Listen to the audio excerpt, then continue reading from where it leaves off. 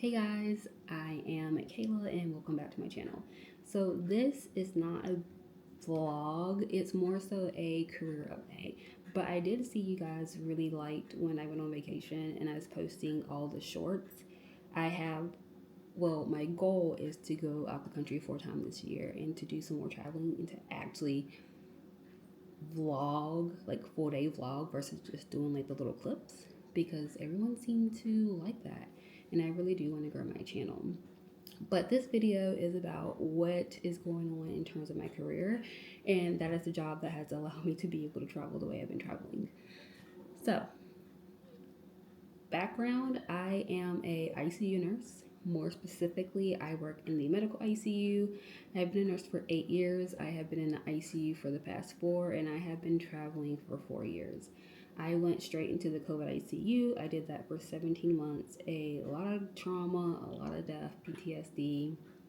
I have been down south, up north, Midwest, West Coast. I am an East Coast girly. Haven't really did like the planes or anything, but been all over. And I've been saying for the past 2 years, like I'm gonna stop travel nursing. And then the year had passed, and I'm still travel nursing. And if you are a travel nurse, you know it's amazing. The pay is amazing. It gives you tons of great opportunities, but it will wear you out. I love crisis contracts. I love rapid contracts because they're short. I don't like doing the typical 13-week contracts. I was that one that's like, can I do four? Can I do eight? And I actually was supposed to be on one right now in Green Bay, Wisconsin that was only 8 weeks. But life happened. You know, my mom tried to die. That's the story for another day. She actually did die. But anyway, I had to cancel that contract. But while I was waiting to start that contract, I was like, okay, I need to leave bedside. I'm burnt out from traveling. I want something different. And I had been looking for jobs that weren't in the bedside. I just really couldn't find any because they're hard because you either have to go to the clinics, to the doctor's office, home health, and it's a big pay cut. And I was like, I can afford the pay cut, especially because I'm used to getting paid so much and getting paid weekly. So I was just applying to anything. I saw a job for EP lab and then I saw a job for radiology. So I applied for radiology and within like I think a couple of days, they sent me an email like, hey, do you want to shadow? I went, I shadowed for like an hour and a half, fell in love with it. Basically, they gave me a job on the spot, but they were like, well, our actual nurse manager who does the hiring, it was like, she's not here. She's out the country. I think she was in Germany at the time on vacation. But as soon as she got back, I was out the country, but she emailed me and she was like, I heard amazing things. Everyone really liked you. If you want the job, it's yours. Now, mind you, where I work at, it takes forever to get a job. It takes forever to get interviews, let alone an offer. So I was not expecting this to happen as quick as it did. I thought maybe December towards like the beginning of the new year. So I was like, I really want the job because I really want to go back full time for a little bit while my mother recovers. I was like, but I already said I would do a contract. I was like, is it possible to do it? And the manager was like, well, how long? I said, 8 weeks. And she was like, you can do your contract and I'll hold the spot for you. And I don't know anyone that will hold a spot for you. Like, that's very unheard of, especially in nursing, how much as they need people. So I was like, okay.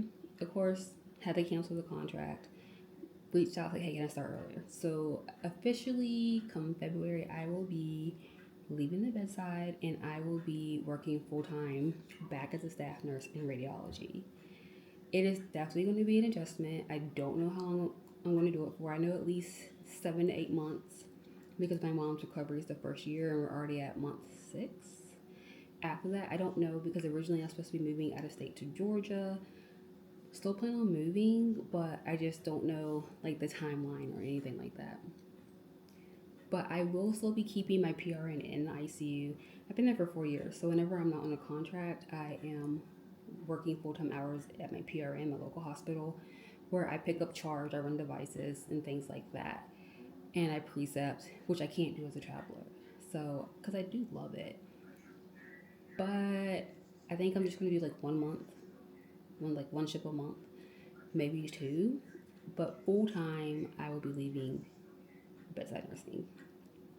And my new job there is going to be very, very rare weekends because they have Baylor staff, and it's literally only if they want a day off. There's no nights. Holidays are like someone has to be on call, but it's very rare that you get called in. Everyone I talk to was like, I actually love my job now. I love being a nurse now. There's such a work life balance, and I am ready to be on day shift full time. I did nights for 10 years. I paid my dues. And most travel contracts, unfortunately, are night shift. And I've never been more tired and more sick. And I don't like working nights unless I absolutely have to. But yeah, so your girl's going to radiology.